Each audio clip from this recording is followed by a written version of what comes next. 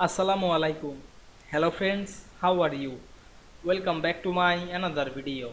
In this video I am going to show you how to insert a picture and text side by side in Microsoft Excel. Let's get started.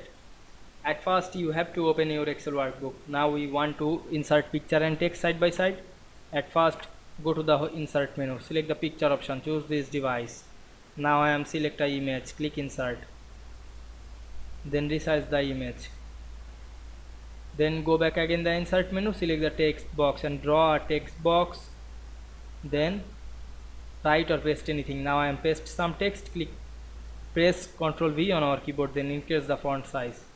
Now I am select the multiple object, press and hold shift on our keyboard, go to the shape format menu, choose align option, select align top. Now we can see we insert picture and text side by side in Excel very easily. I hope you enjoyed my video. Please like, comment, share and subscribe my channel. Thanks for watching.